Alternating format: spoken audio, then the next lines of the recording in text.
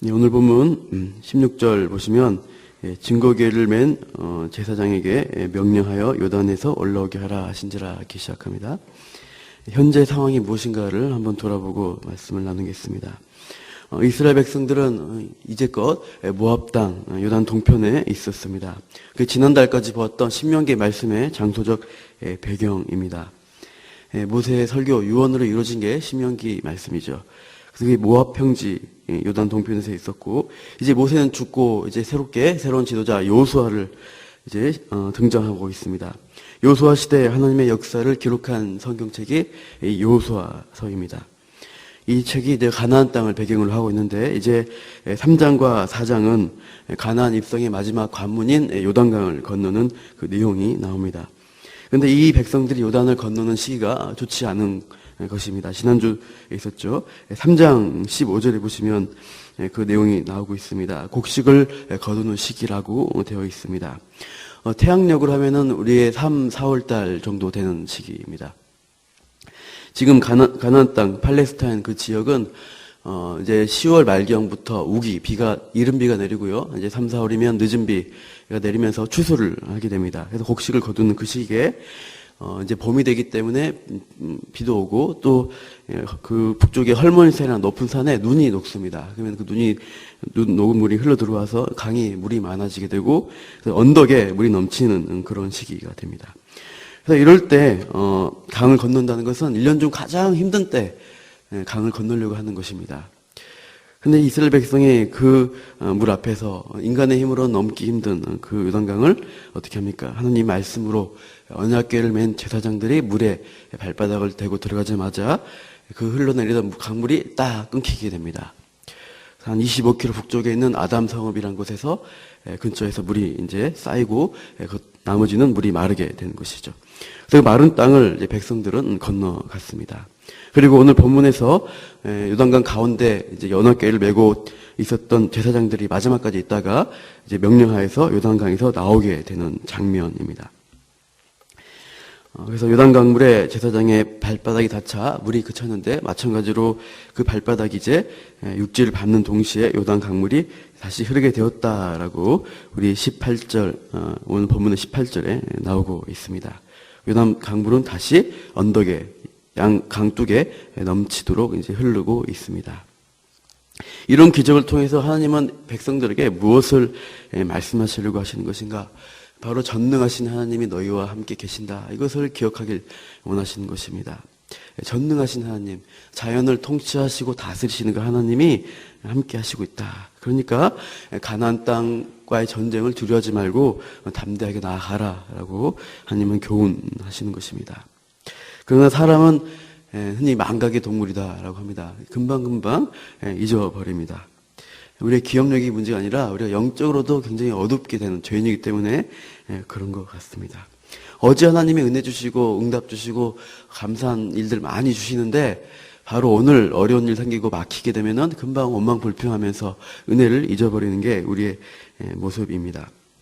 그래서 하나님이 우리와 함께 하신다는 것을 자주 기억하고 묵상해야 된다. 이것을 성경에서 많이 강조합니다. 오늘 그 방법이 나오는 것이죠.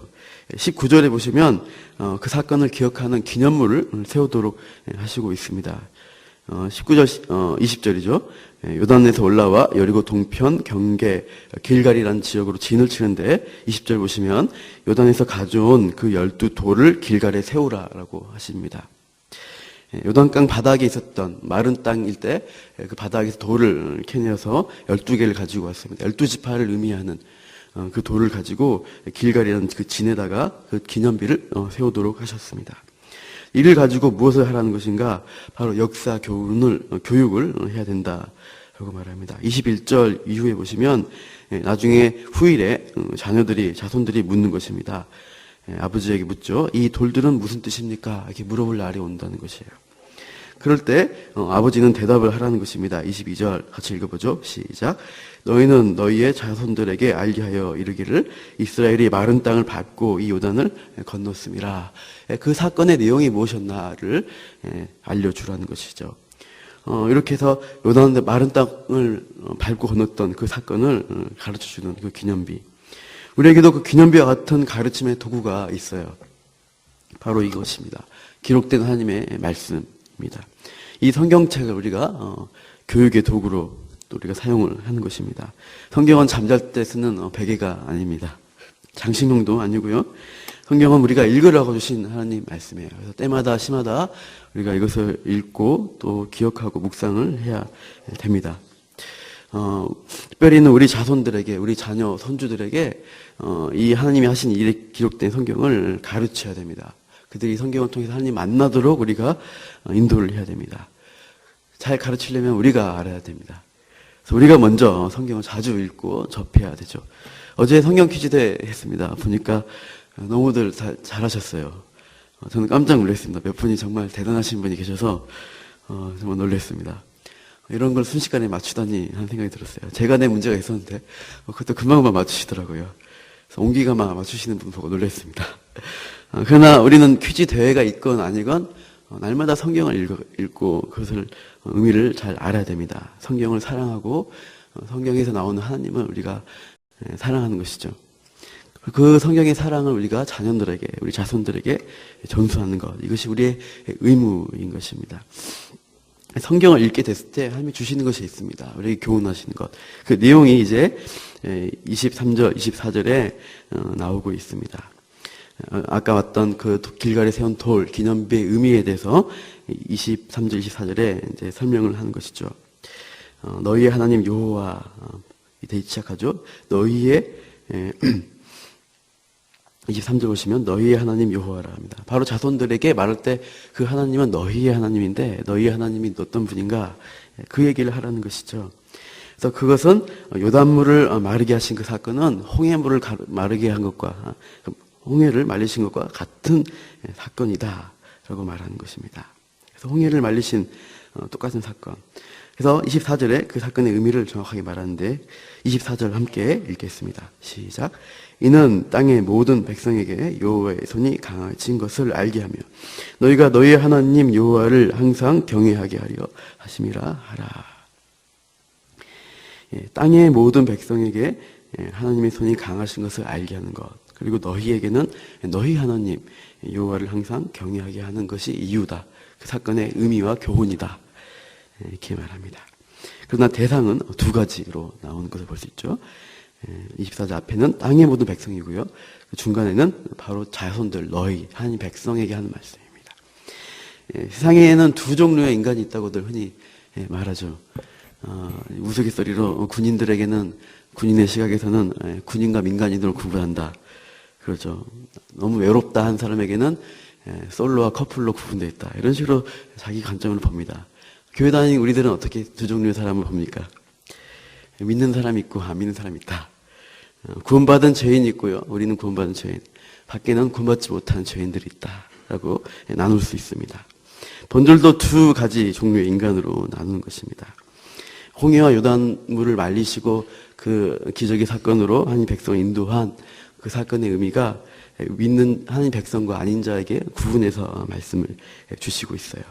24절 마지막에 경외라는 단어를 주목해 보십시오. 너희의 하나님 여호와를 항상 경외하게 하려 하심이라.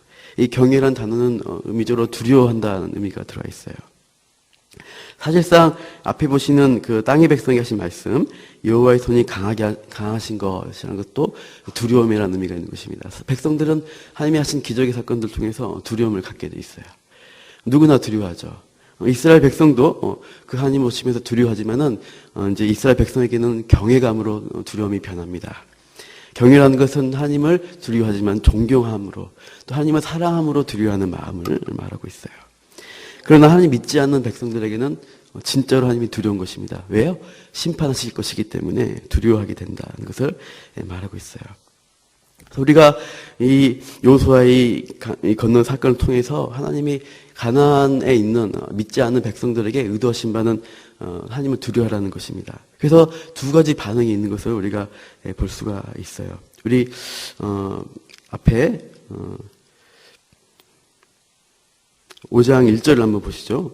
5장, 바로 뒤에 5장 1절입니다. 같이 읽어보시겠습니다. 시작. 요단 서편의 서쪽에 아모리 사람의 모든 왕들과 해변에 가나안 사람의 모든 왕들이 여호와께서 요단물을 이스라엘 자손 앞에서 말리시고 우리를 건너게 하셨음을 듣고 마음이 녹았고 이스라엘 자손들 때문에 정신을 잃었더라. 예. 마음이 녹아버려요. 두려워하게 되는 거예요. 하나님의 사건을 보면서 두려워하는 마음을 갖게 되는 것입니다. 그렇게 했을 때 두 가지 반응을 해야 됩니다.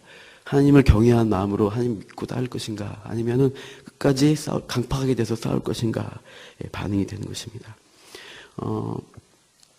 우리가 앞에 보시면 2장에 보시면은 비슷한 말이 또 이 방금 읽었던 것과 비슷한 말씀이 또 있습니다. 거기 보시면 2장 9절에 라합 사건이 있는데, 거기 보시면 2장 9절을 가보십시오. 요소서 2장 9절입니다. 거기 보시면 라합이 가나안 백성들이 두려워하는 내용들 말하고 있어요. 여호와께서 이 땅을 너에게 주신 줄을 내가 아노라. 우리가 너희를 심히 두려워하고 이 땅 주민들이 다 너희 앞에서 간담이 농나니. 그래서 그때 보면 요단 동편의 나라들을 전멸시킨 얘기를 들었다. 그래서 11절도 정신을 잃고 녹았다라는 말을 계속해서 하고 있습니다. 그래서 라합은 이 두려움의 마음을 가지고 하나님의 백성을 영접하고 하나님의 신앙으로 돌아서는 것입니다. 이러한 백성이 있는 반면 또 믿지 않는 사람들은 끝까지 강팍해서 싸움을 하게 되는 것입니다. 5장 1절도 그렇고요. 10장 1절부터 5절을 보시면 항상 모든 장의 앞부분이 좀 그런 내용들이 잘 나오는 것 같아요. 9장 1, 2절도 그렇고요. 10장 1절도 보면은 그렇습니다. 이들은 두려운 마음 들었지만은 요소서 9장, 10장 보면은 기본은 이제 항복하지만 또 다른 민족들은 싸우려고 합니다. 이스라엘과 싸워서 결국은 심판당하게 된다는 것이 요소에서의 이어지는 내용들입니다. 우리는 이 말씀을 통해서 성경을 읽을 때 하나님을 경외하는 것이 우리 자녀들에게 나타나야 됩니다. 하나님을 두려워하는데 존경함으로 하나님의 사랑 안에서 두려워하는 마음. 하지만 믿지 않은 자에게는 이 성경을 통해 결국 어떻게 해요? 심판을 받게 되는 것입니다. 믿지 않기 때문에 결국 심판을 받는 자리로 가는 것입니다. 우리가 오늘 성경을 사랑하시고 이 성경의 말씀을 의지해서 하나님을 경외할 때 하나님이 경외한 마음, 자에게는 또 담대한 마음을 동시에 주시는 것입니다. 마태복음 10장 28절, 제가 자주 좋아하고 인용하는 말씀입니다. 제가 읽어드릴게요. 몸은 죽여도 영혼은 능히 죽이지 못하는 자들을 두려워하지 말고 오직 몸과 영혼을 능히 지옥에 멸하실 수 있는 이를 두려워하라. 우리가 하나님을 두려워하게 되면은 세상의 사람들을 두려워하지 않게 되는 것입니다. 우리 몸은 죽여도 몸은 어떻게 할지라도 영혼은 죽이지 못하는 세상을 결코 두려워할 필요가 없다는 것입니다. 그래서 여호수아에게 담대하라, 강하고 담대하라 말씀을 계속해서 줄 수 있는 것입니다. 우리도 오늘 하나님을 두려워하시면서 경외하면서 사실 때 오늘 담대함이 생겨나는 이 기도의 자리에서 하나님을 두려워할 때 세상에 나가서는 담대해지는 우리 모두가 되시기를 선언합니다.